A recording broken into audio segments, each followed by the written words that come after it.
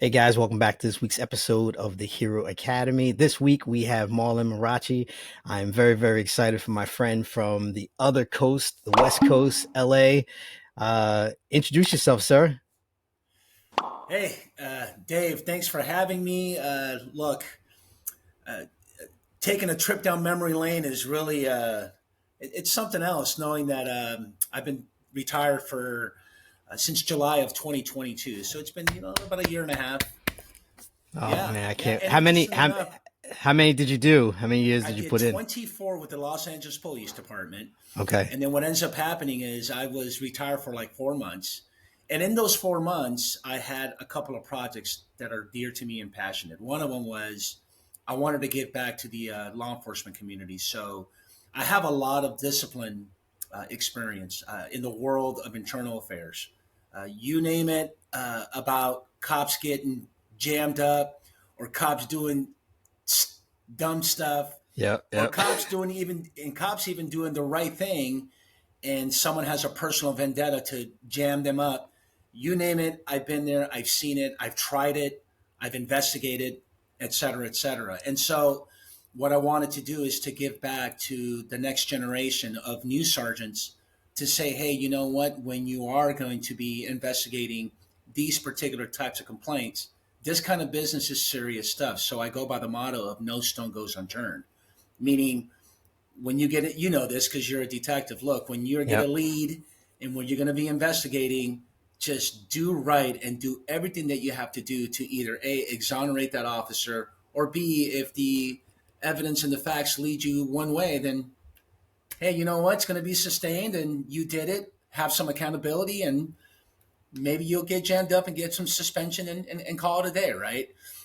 And so that was dear to me because not many people talk about internal affairs. So I spent 4 months going on these guest appearances on all these podcasts. Come to realize that I got hired um, uh, to teach internal affairs, post certified course with the state of California. So that was great. But within those 4 months, you know what? I put an application in for Cal State University for a lieutenant spot. And man, I got to tell you, man, when they called me and said, "Hey, Sergeant Marrache, we want to schedule you for your lieutenant oral, your interview," and bro, like without hesitation, I said, "You know what? I don't want to do this." As a matter of fact, I hate to be the bearer of bad news, but can I withdraw from the process? No, I told them I would like to withdraw from the process. And this lady just kept me on the phone and said, no, no, no, you come with a lot of experience. The chief really is impressed with your package, your education, your LAPD. He's ex LAPD. So we started talking, and she finally said, look, whoever gets the spot, it's pretty much lined up to be the next chief of police because he's retiring within a year. So yeah, I let my ego get the best of me. I'm thinking, you know what? It's not bad. I can probably be a chief of police and get all these leadership qualities that I've learned throughout my career with LAPD and go to the small department. I mean, it's only like 20, 21, I think. I think it's like 23, maybe 25 with civilian staff. And so, you know what? I went for it. She convinced me. I went to the interview, and 2 days after that, they offered me the spot, and I did, and I went over there. But I got to tell you, Dave, I did it for a year, and just I started thinking to myself, man, you know what? I've been there and done that. I feel stagnant. I don't feel challenged. I love teaching and I love this internal affairs stuff. And the drive too, man. On the freeway, I was driving over an hour on my way back Oh. home. Gas. I started looking at my pay stub, my monthly income. And then I started thinking, wait a minute. I started teaching too. And then I started doing crunching the numbers. And I come to realize that me teaching twice a week for three times a month is equivalent to what I'm making, and I'm driving and doing all this. Granted, my all my officers, corporals, they love me. They wanted me to stay. It was a tough decision, but you know what? I told myself, you know what? I got to do this. It's a calling. I'm very passionate about this stuff. So after a year, I hung it up, man. I walked into the chief's office and said, hey, I got to go. I quit my day job. So Yeah, yeah. Good for you. Good for you for knowing yourself and just knowing that like the environment wasn't right for you. yeah, and And it's worked out. Last November is when I said goodbye, and ever since then, I had this idea of launching this particular podcast, and I'm sure you're aware of. Look, I call it exactly what it is, right? I mean, clarity will always win. That's what my boss at Savage Training Group always says. Is it's internal affairs. It's a police podcast, and you know what? If you are a guest that has had an IA, you were an investigator, or you were an adjudicator, right? An administrator that dealt with a really complex or a compelling case that really sticks with you. That story, like, oh my God, I can't believe this happened.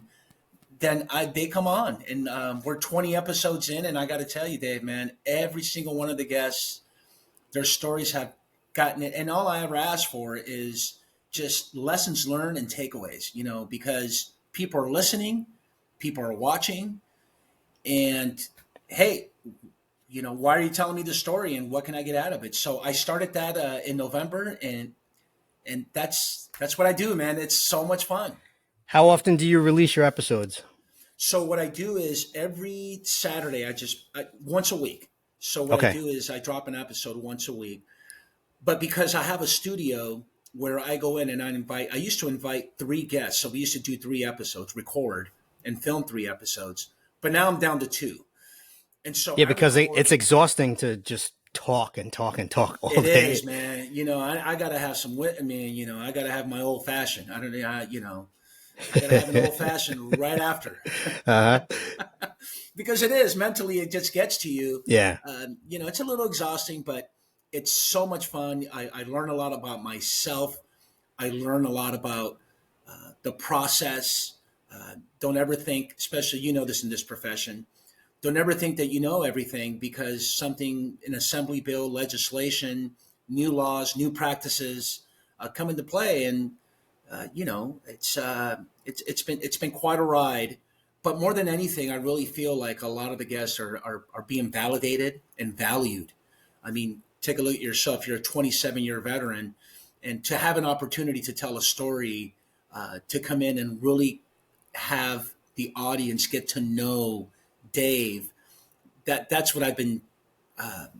That's what I've been reflecting a lot when I'm they come in. proud. I'm proud of the fact that in my career I've only been called to the carpet 2 times, and the most recently it was because of it's always been someone else's actions, Of course.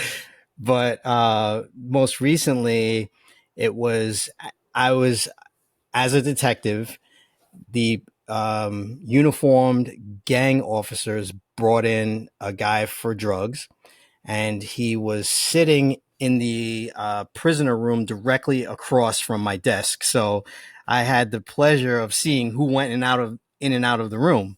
And I said, while he was in the detective squad, no one else but myself went inside that room. So, and then, and I said, and who did he describe as the person that hit him? And they said it was a white male with brown hair. I'm like, oh, that excludes me. I'm done. No. I said, yeah. I said, who, that excludes me. All Yeah. right. And people don't understand. And I'm glad you bring something up like that. Let's just say hypothetically they did name you. And Yep. deep down inside, hey, I didn't do anything. But the emotions and what they put you through, I'll say it best like this. One of my guests came in and has this quote that has stuck with me. It's not the penalty.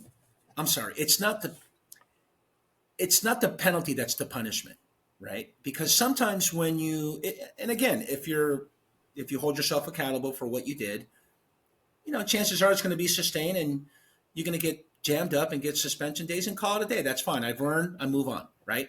So the penalties, for the most part, is right. Whether there's going to be penalty or whether it's not, you've been exonerated, whatever. It's the process that's the penalty. It's the way we're treated. And that Yeah. goes a long way, because think about that. That just happened maybe a week ago. Yeah. They'll drag this on for like 8, 9 months, 10. You have no communication. You don't know what's going on. You feel like you're in a dark place. And you're always wondering while you're driving to work, like, man, when is this going to be over with? Or, what's going to happen? And That's a so really that, long time. This yeah. particular one that I'm talking about, the Uh-huh. guy made the complaint like I want to say like a year. I don't know. I don't know how long it's been going on because Hmm. I think he was arrested in 22. Okay. And then I asked them, I'm like, do you know if he, what's the status of his criminal case? I was just curious. I was like, did he? Because he kept saying, I'm going to beat this charge. I'm like, okay. Well, I'm like, whatever. It makes no difference to me whether or not you beat this charge. I'm like, Exactly. you spend all the money you want to spend on your attorney, your high price. I don't care either way. Right. I'm just processing your paperwork. So That's right. you don't want to talk to me, you don't want to waive your Miranda rights, no problem. I'm out. Deuces. I'm out. Yes. I'm just carrying the water. I'm just Yep, carrying the I'm just carrying the water water. in the Yep. Hey, district you need a attorney's phone call? office. You need a phone call? I'll tell your officer. Like as a detective, it's so easy to stay out of the fray. Um, typically, you don't see detectives getting jammed up unless they let someone get under their skin. This particular guy had his feet up on the desk, and he actually got underneath the sergeant's skin because he was asking for the guy in charge, and it was on the midnights, and the Uh-huh. sergeant was the person in charge, and he's like, I want to see. He's like, I want to see your chief, and we're in a large department. It's like Yeah. it's it's 2,400 members. So, Okay. so you can imagine it's a pretty large department. The Chiefs, they don't work past 5 o'clock. Oh, you should have been sarcastic. I said, sure, not a problem. We'll call him. Well, he'll. We'll wake them up. Yeah. Yeah. Exactly. Don't worry about it. Well, he'll be So, here soon. Stand by. so the sergeant that was dealing with them, he got a little annoyed with them, and he's like, what do you need? You got your phone calls. You went to the bathroom, and the guy was just like, he just kept pressing and pressing until the sergeant walked off mad. Yeah. Absolutely. So what's the craziest story that you've heard? The wildest one that you dealt with or that you just heard through the grapevine?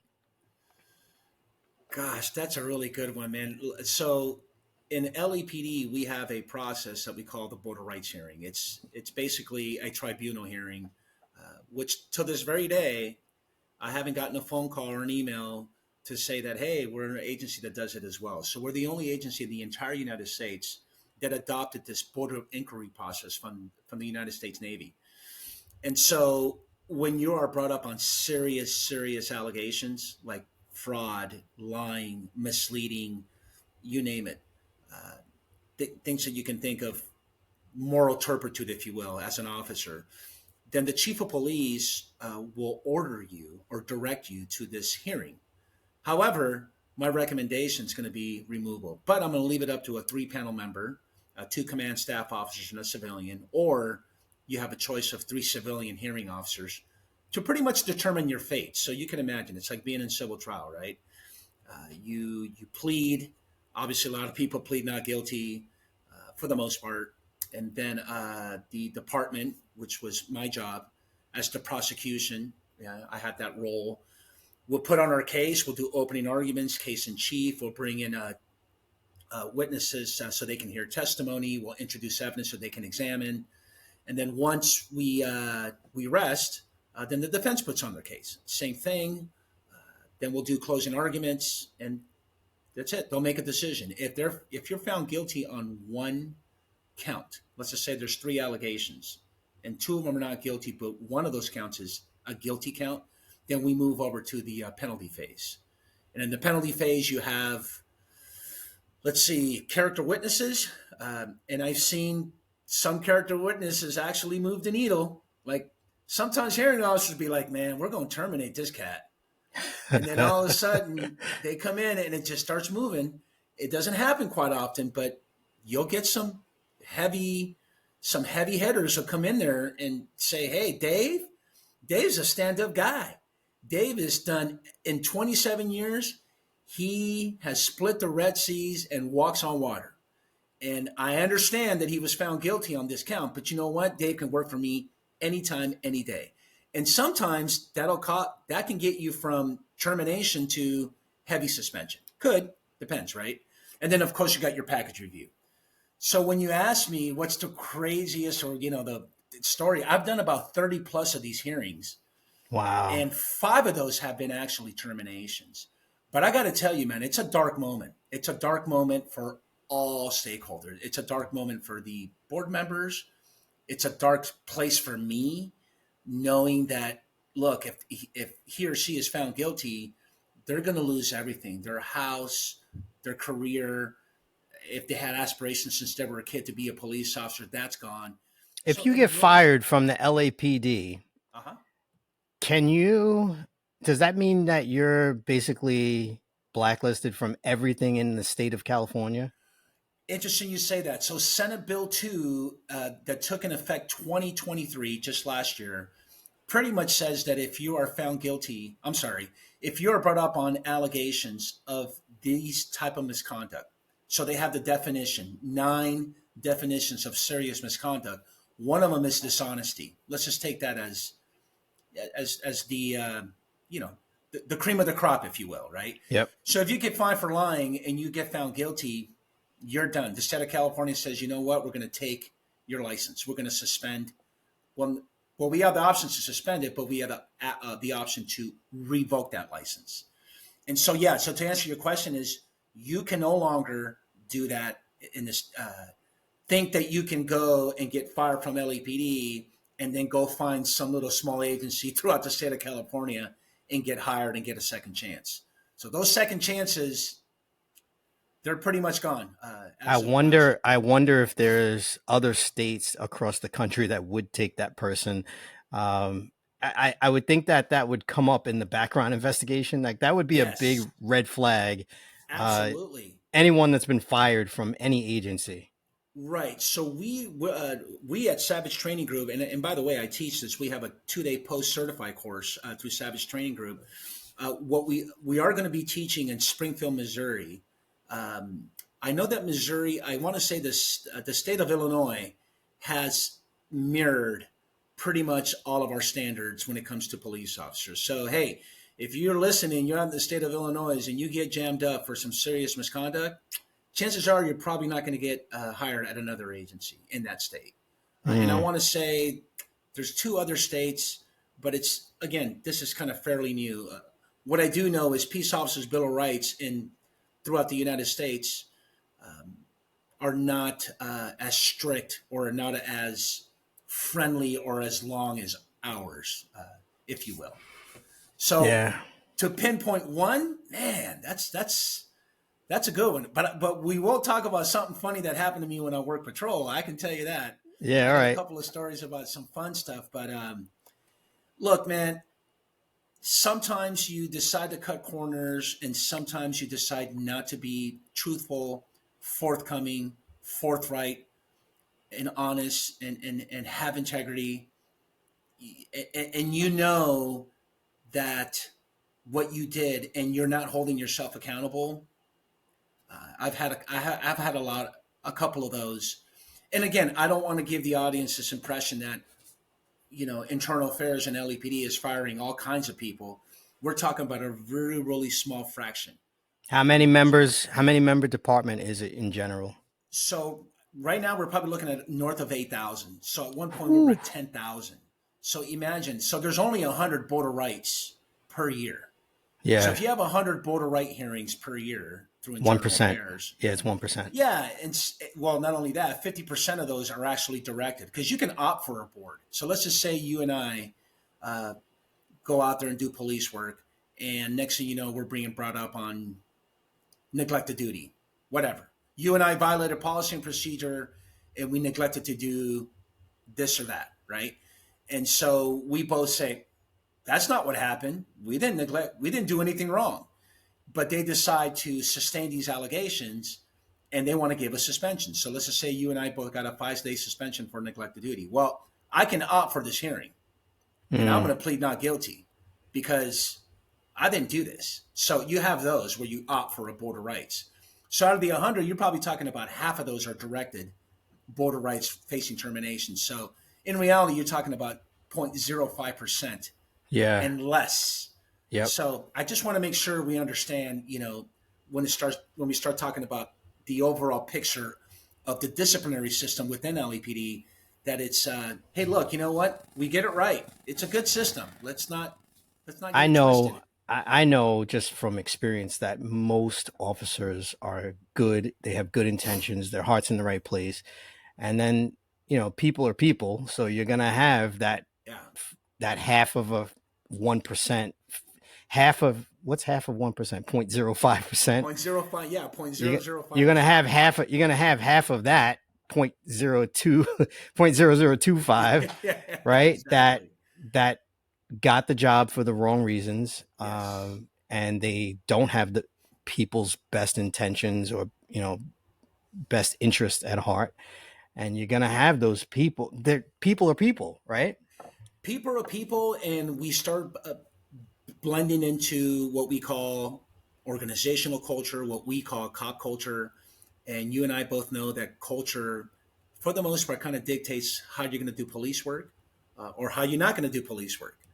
And sometimes it's just that. Hey, you know what? This is what I was taught to do, and this is what I do, and no one's taught me any different. You know. Were you working in IA during some of those gang task force scandals?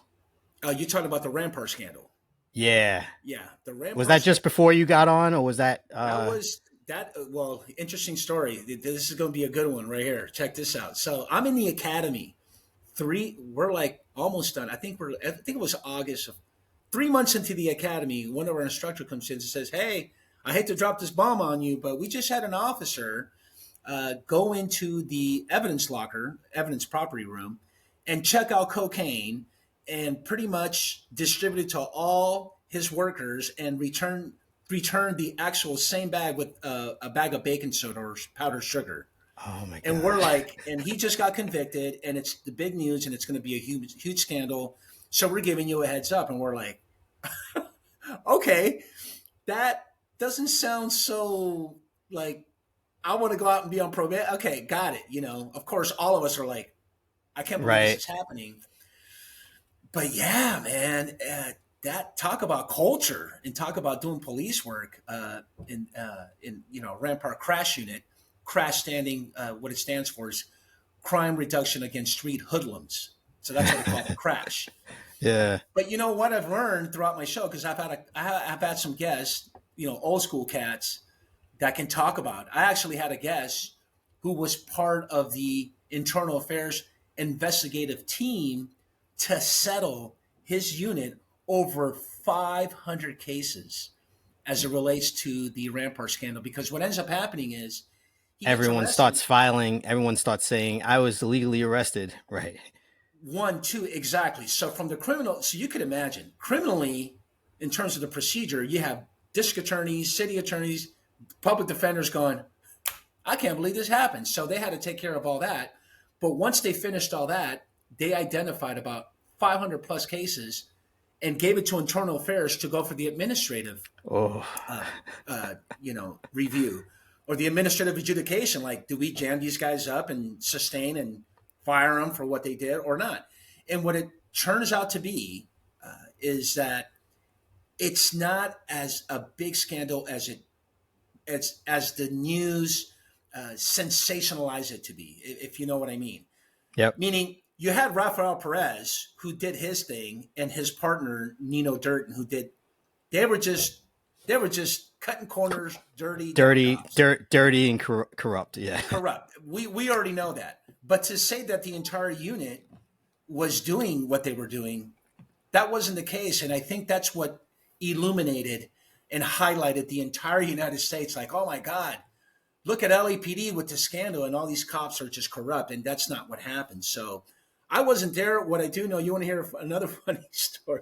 This is a great one.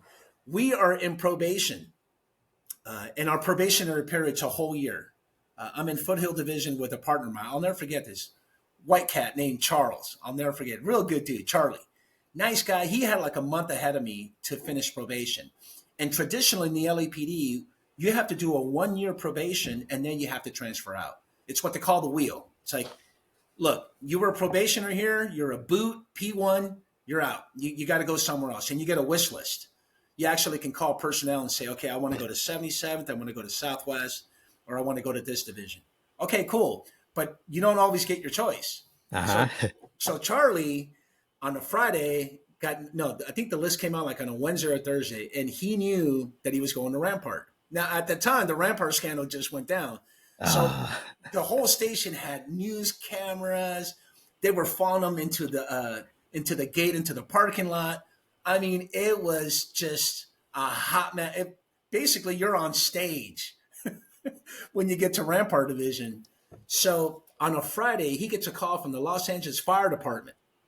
The fire department says, "Hey, man, we're giving you a real late notice, but we have one spot available on Monday for the fire academy. he said, "I'll Are you take interested?" it." He goes, "Are you interested?" And he goes, "I'm more than interested. Yes, yes, yes." So he walks into the captain's office, gives him his badge and his gun, and come Monday, done. And here we are 25 years later, and I'm sure Charlie has been in the fire department ever since. So Let me ask you this: in terms of pay, is it on par, fire and PD, or does one make more than the other? I think they make I think they make more than what we do, for Okay, sure, all for right, sure. all And right. you know what they say, right? They love firefighters, but they hate cops. So Yeah, yeah. No, I've never seen anyone not love a firefighter. exactly, like they can do no wrong. It's pretty much true. I know a lot of when I worked midnights, I used to hang out in the firehouses because they would let us come in and relax there on our meal, and I got to know a lot of the chiefs, and I play cards with a good buddy of mine, and he always bust balls about being a cop. It's like, and you can't even bust balls about being a fireman because it's such a great job, Yeah, but unless it's not paid, yeah, because we have a but lot of come on, bro. volunteers. Hey, let me tell you something, dude. I ain't trying to go into no burning building. Me I neither. We Me ain't trying to neither. do that. I'm not. That's not my. I'm not about that life, man.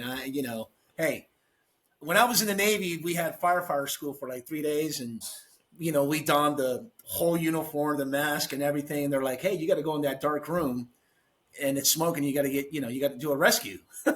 I'm like, "What? You can't see anything." And I think at one point we had to have like a rope, like a thin rope that you can feel as you're moving. And I said, no, we're good. I'm good. Peace. Pieces. I'm done. I don't want to do this. So no. Yeah. Pretty much at 18 when the recruiter came in and said, "Hey, you don't know where your life will be 4 years from now." That's when the seed was planted for me, and I was like, that's where I'm going in that direction. So then I was looking at Florida, I was looking at California. I joined the NYPD for a very short time, five months. I had like 6 weeks left to graduate, and then I got the greatest phone call in the world for my current department. And I was like, yes, I'll take it. And I left there as fast as humanly possible. Um, I imagine the similar scenario happens with LAPD when they get the phone call for like a much higher paying department that's close to home. Because I know right around LA, there are some really, really high paying departments. There is. I got to tell you, Dave, pay has been a challenge for the city of Los Angeles. I, I think to this Same very thing. day. Same thing for New York City. It's been a big challenge. They just got a big bump a couple years ago. That put them at 160, I think. Yeah. Yeah. So I have, I want to say to this very day, you have an agency that's offering a $70,000 sign-in bonus, like yeah, laughing, a yes, transfer bonus. And these cats are making 120 plus just to show up. I know. It's And wild, there's an and agency. they're still having trouble It's recruiting.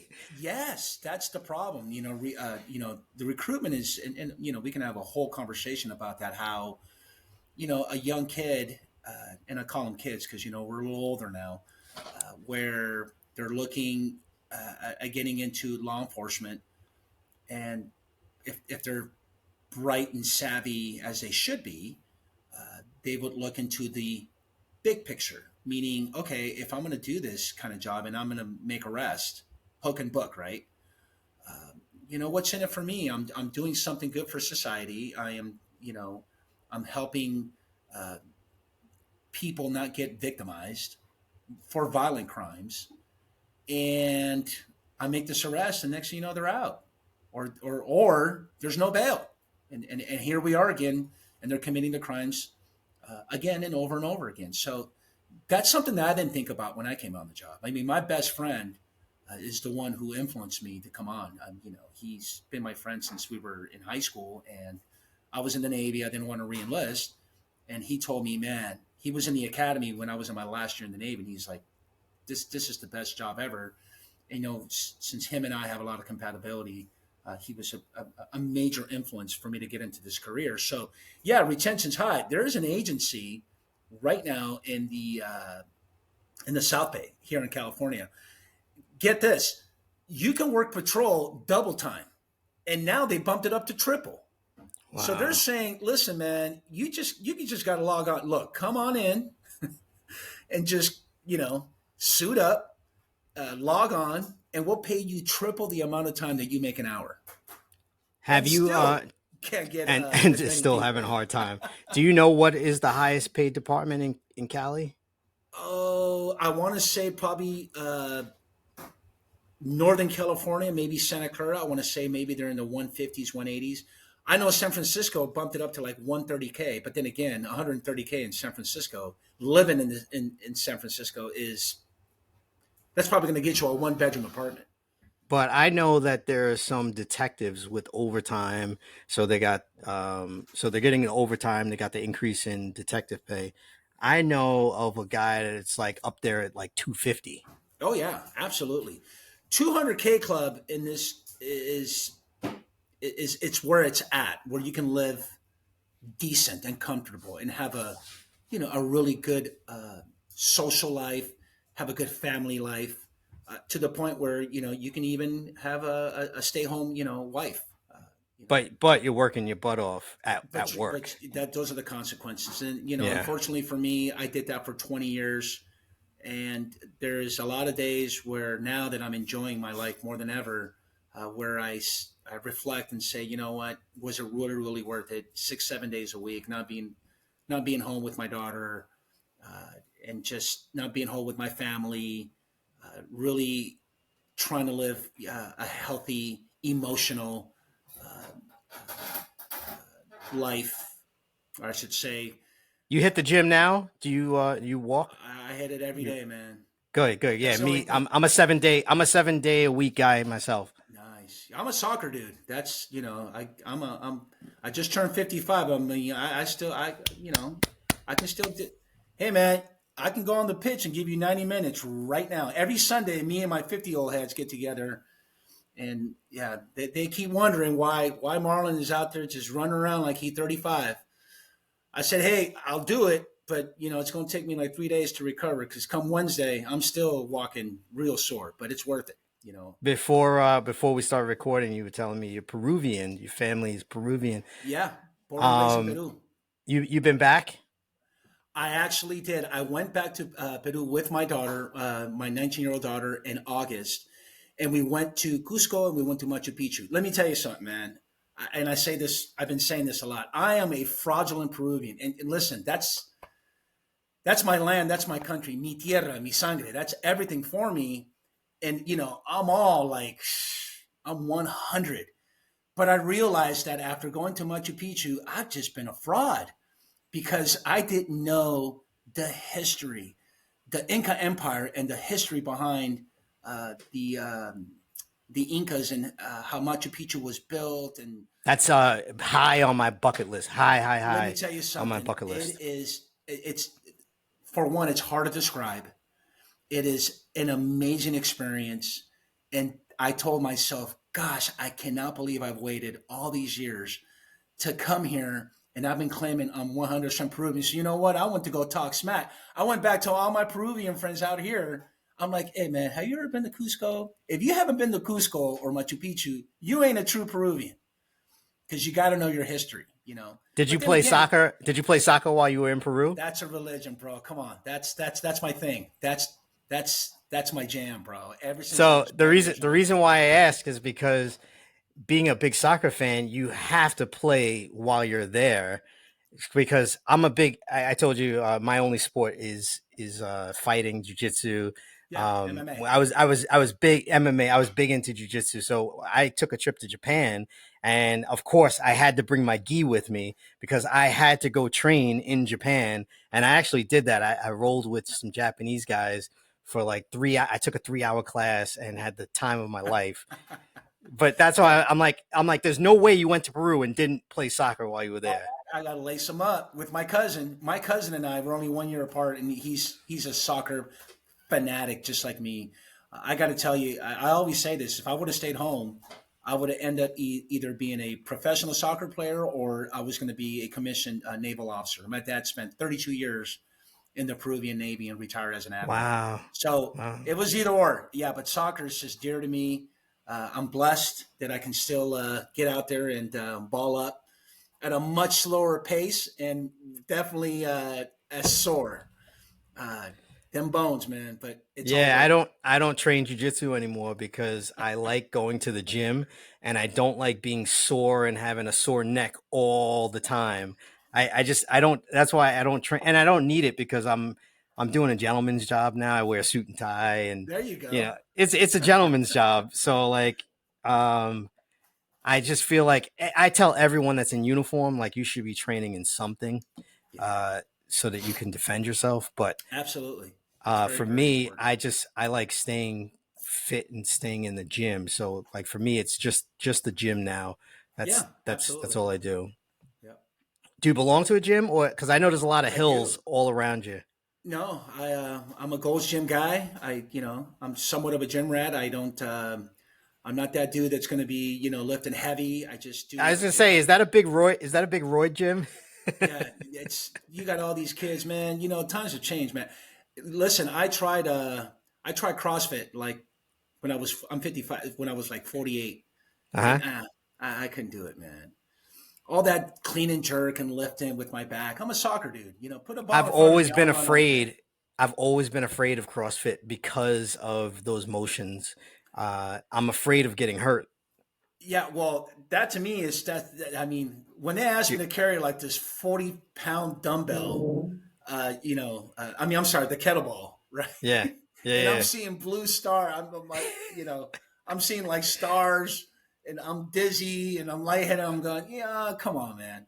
I go, look, I can get out there and run and ball out. I don't need to do all this. It was good. It just wasn't for me. So Yes, I'm just the type of dude where I do enough to stay in shape, but like anything else, it's in the kitchen, man.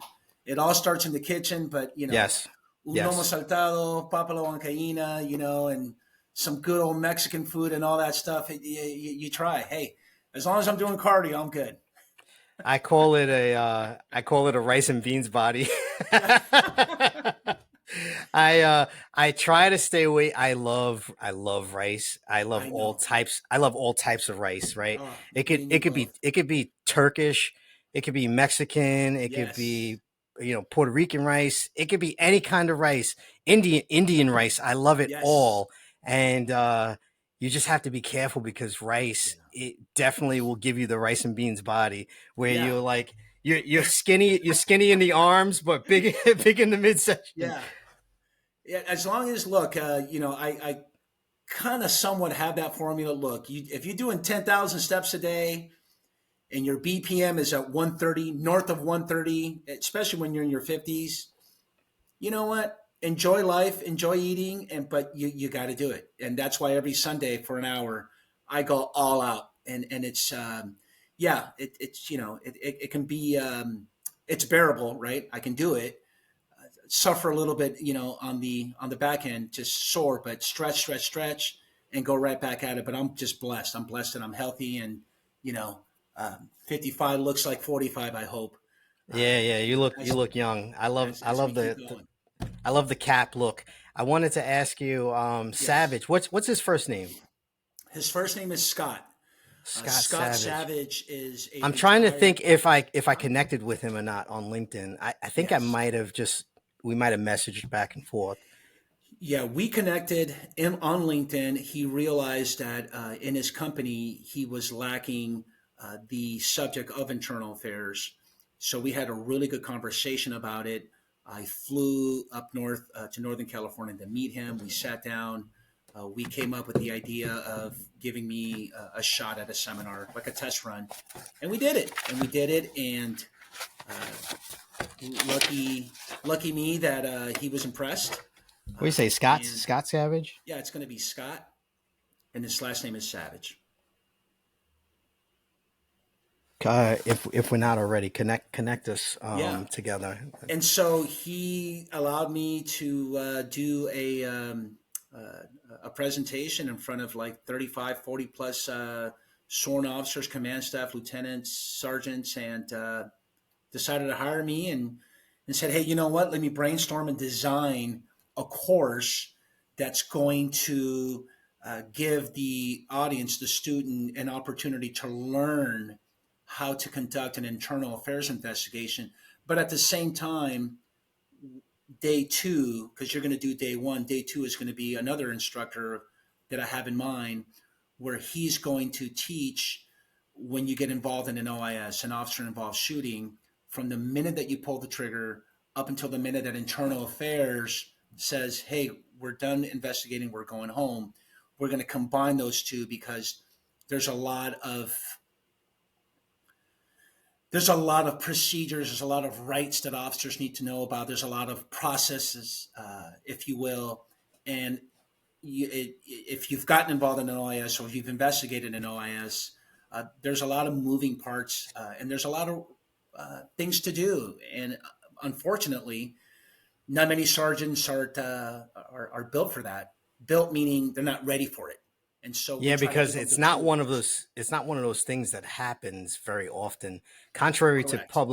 public belief, Right. it really doesn't happen. I've been in the same precinct for going on 6 years now, and there was one officer involved shooting while we were working, and it was right down the road from the precinct, so we all just like went outside, went to it, and it was a pretty wild scenario where Yeah.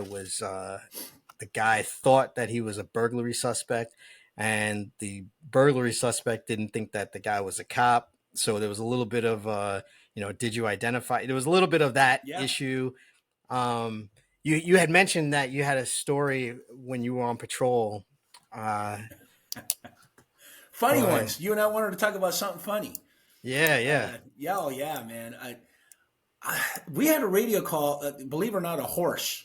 There were horses loose at a stable at a ranch property, In Los and Angeles. yeah, well, yeah. So I live in the San Fernando Valley. So the San Fernando Valley is pretty big. It's like a population of 3 million or more, but Okay. there's parts in the San Fernando Valley where it's like ranch properties, you know. Okay. And so we went to a radio call. They decided to call 911 and say, "Hey, my horses are out there just doing their thing." So my my field training officer is looking at me. Well, we're going to go to this radio call, and you know what? The more I think about it, the more I realize that maybe he was like, like kind of like a ranch guy. Like he liked horses. Yeah. He had an interest in this. Of course, I'm like a couple of months out of the academy, going, okay, what am What I are we supposed to doing? What do? are we doing? What are we doing here? And he goes, hey, man, we got to corral him. So here I am in full uniform, doing this, running around, trying to get the horses. And mind you, I probably haven't seen a horse in like 10, 15 years probably. uh, So yeah, I corralled horses as part of my duties and responsibilities, which I had no clue. But if it was on body worn video or if someone decided like today, and just film us and put it on TikTok or something, man, I don't know. Maybe I'll be a star, man. Because if you see a uniformed police officer, it might have gotten like 1 million views, bro. Because that's super unheard of. But it was just comic. It was comical. I mean, at the time, the way I think about it as I'm explaining it to you right now and telling you the story. But at the time, I was just like, I hope I don't get hit by this horse or the horse comes after me or yeah. That's something to remember. you mentioned body worn cameras. Do you remember when they came out in your career? Because I never really enjoyed watching the show Cops because I was like, I Uh-huh. do it for a living. I'm like, I don't, but I actually enjoy watching some body worn camera footage because I'm like, oh, that's pretty cool, you know? So, Yes. So 2015 was the birth of body worn video. And there was an agency in Northern California that had the pilot for body worn video. And shortly after, I want to say 2016, is when LAPD pretty much wrote the policy for body worn video, the They were criteria. pretty much like number one, right? LA. Well, the agency, there was two agencies that, one of them had the pilot, the other one had was up next with with Axon, right? Yep. But what ends up happening is that because LAPD, I got to brag a little bit, we set the standard in a lot of police procedures and operations. They waited until our policy was up and running and approved by the state of California, and so then everybody else grandfathers themselves into that Okay. policy. So that happened in Yeah. 2016. Yeah, a lot of local departments wait to see what New York City PD is doing too. Yeah, But same thing with NYPD. yeah, so so I've seen some pretty crazy ones myself. Did they kind of affect your investigations? Because like there's so much data there now. Like it kind of tells the story for you. Absolutely. As it relates to internal affairs, when someone is alleging misconduct against officers, absolutely. We have an adjudication that we call demonstrably false. Believe it or not many agencies here in the state of California, because I've been teaching up and down the state, don't actually have a policy for a demonstrably false adjudication. And Because so, you probably got people saying that officer was racist, he was yeah, spitting on me, and then yes. you watch the video and you're like, none of that happened. You and I are, we're at 7-Eleven and we're trying to get a cup of coffee, and someone comes up to us and says, "Hey, I saw these officers throw someone up against the fence or the wall." We Right. get their information. Okay, well, you know what, Mr. Johnson, Mr. Smith, let me look into this, and I'll give me about 48 hours, and I'll give you a call back. So you're going to review body worn video. Never happened. And Yeah. so what ends up happening is you call Mr. Johnson or Mr. Smith back and say, "You know what, Mr. Johnson, Mr. Smith, I just got done watching the body worn video of the officers, and you know what? That's not quite how it actually went down. If you'd like, we can actually watch it together, and you can tell me what is it that you observed that perhaps maybe we missed." So what And ends they up say happening to what? no, no, no, no, no, no. Uh-huh. Exactly. I don't know Exactly. why people waste IA's time like that. I don't get it. You know what, I Dave? That's think a good they I question. think maybe they think in their head that they're going to cause aggravation for the officer. I think that's what they think. If we're in the business of transparency and to seek the truth in every single allegation of misconduct against an officer, then you know what? Hold yourself accountable and put in the time and effort. So let's not always just blame or point to fingers that the officers did something wrong. Here's the problem: when we determine that the officers didn't do something wrong, right, with whatever alleged misconduct, I want to call back the complainant and say, "Hey, let's have that conversation." And you know what? I've investigated and I've seen thousands of face sheets, and not one. Because what we do is we send a letter after it's been adjudicated. Hey, you know what? We looked into this, and it's unfounded. It's not the sequence of events did not go the way you thought it did. Please give us a call so we can discuss it. Not one person would call. So what does that Yeah. tell me? That tells me, you know what? You don't care as much as we should, but we do, because we Yeah. do. At least you take my class and the way I conducted myself. No stone goes unturned. We'll investigate everything. No any different than you do as your duties and responsibilities as a detective. But you know this. I'm sure you get a lot of victims that, you know, one day they're real hot and heavy Hot, about what hot, hot and happened. heavy. Yeah. Yeah, and then 3 months later, they're like, "Nah, I got other things to worry about. You know what? It's no big deal." So, Let me ask you this: why'd you decide to put your show right onto YouTube? because that was probably the best platform for to get as many viewers as I can, and it's going pretty good. Was that someone that, like, did you have some support, or like did someone mentor you on your podcast? No, no. I saw YouTube. I look at all these police podcasts, and YouTube is it. I mean, Rumble is also there. That just No, started. no, That YouTube is definitely it. yeah, There's YouTube an is it. event. There's an event in LA that you should definitely go to. Okay. It's called Podcast Evolutions. I'm going to the one that's going to be in DC in August. Oh, send me But the info. I would love to yeah, go. yeah. I'll definitely send it to you because it's going to be close to where you are, and it's in. I want to say it's in March. Okay. Evolutions is usually in March, and then they have podcast movement, which is like their huge conference. That's in DC, and that's in August. But Okay. Evolutions is like their smaller one, and you can make a lot of connects and learn things. Like the biggest thing that I learned was that you got to be on YouTube. That was the biggest thing that I learned. In Okay. order to get your show to blow up, you have to have it on YouTube. Oh, absolutely. You can't just do audio only.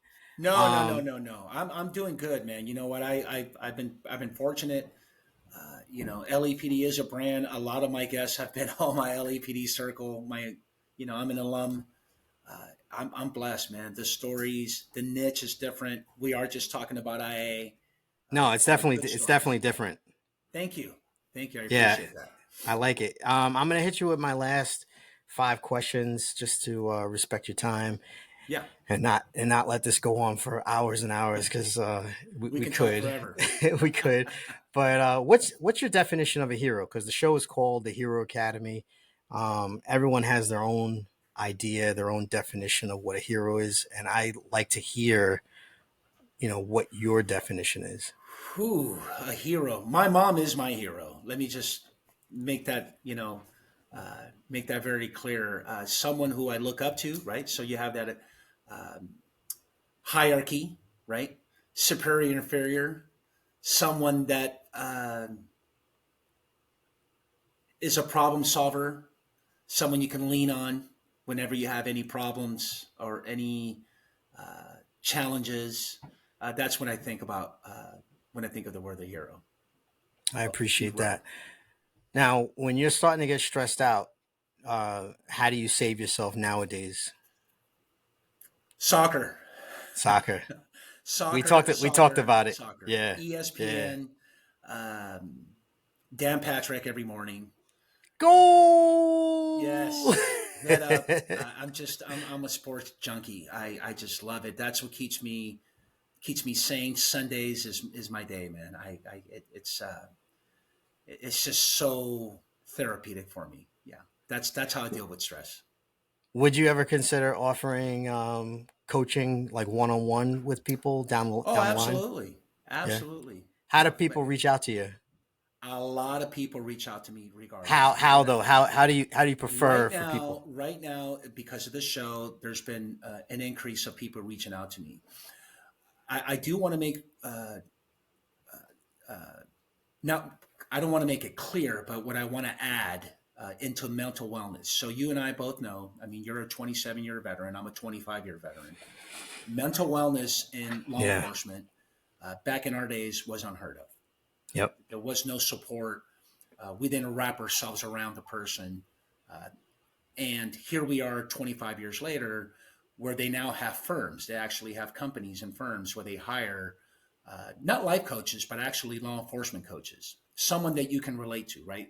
It's that responsivity principle. I'm going to adapt to the styles and the modality of that person and say, hey, you know what? I was a cop too, and I know what you're going through. So let me hold your hand and walk you through this dark alley. So that is great.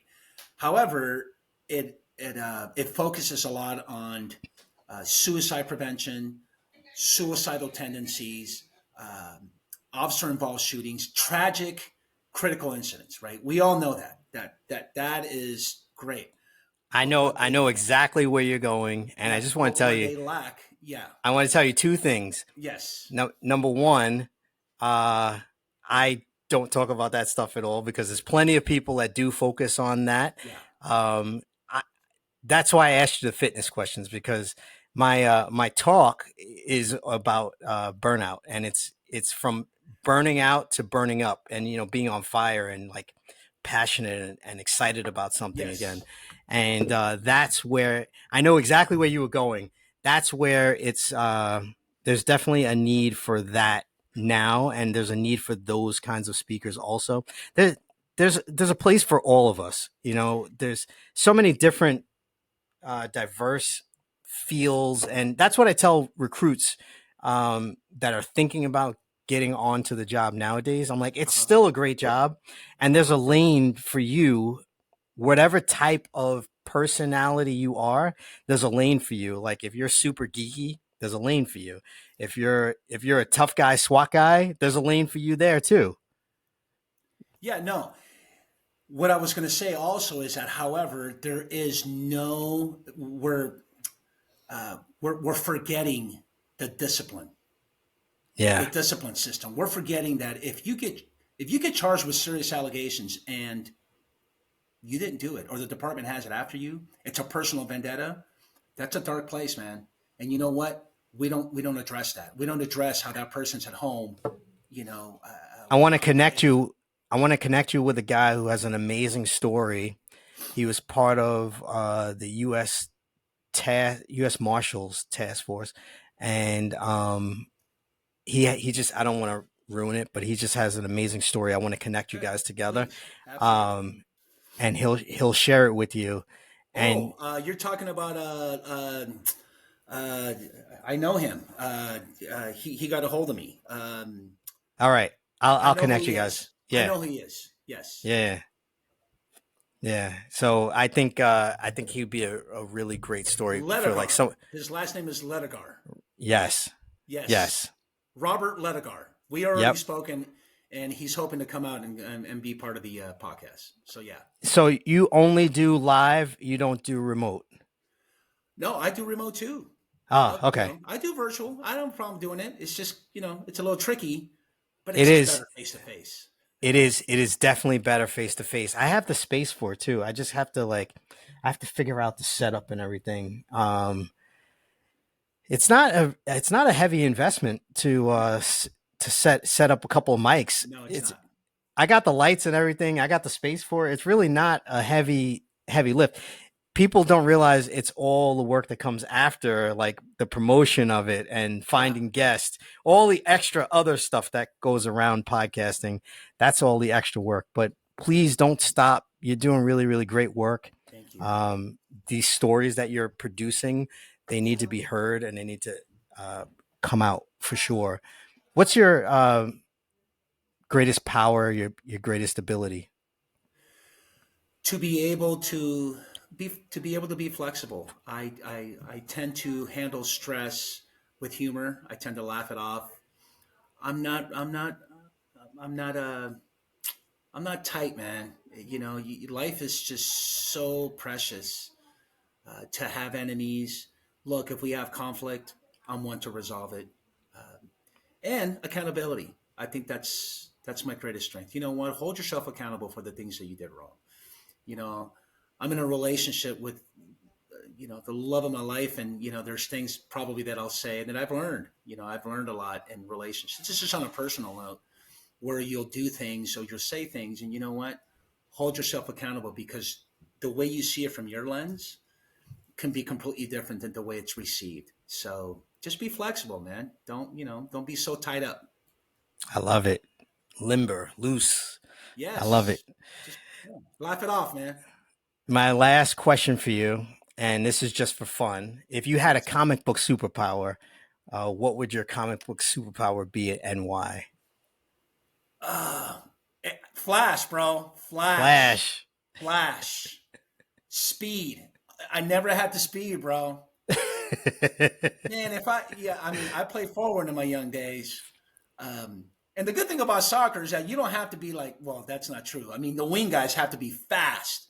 But yeah, man, I love speed. Speed kills. You know this. Speed Speed kills. kills. Speed kills. Yes. Speed. That's Flash. awesome.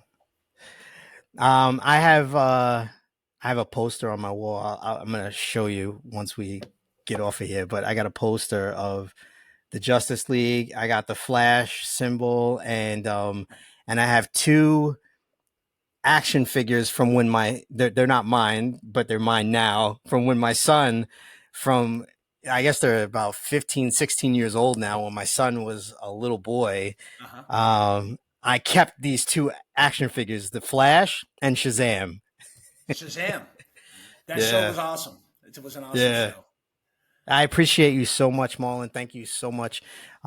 Please keep up the good work. One of the things that I learned from going to the podcast conference is that you got to do at least 100 episodes until you really find your groove. So Yes. so please don't stop. Get to that 100 mark. It's a lot of work in between. I got slowed down at like 45, 46. I got a little bit like in a rut because I was like, Uh-huh. I don't know if I like the direction of the show. But then I remembered I got to get to 100. I got to get to 100 Good point. because that's where you find your true groove. Yes, absolutely. Absolutely. And I Thank you. appreciate that. Dave, hey, you know what? Thank you for having me on. You know, it's like brotherhood. I know that being in blue is it's a big, strong family. I couldn't thank you enough for having me on to share my story, and let's keep in touch, man. Yes, 100%.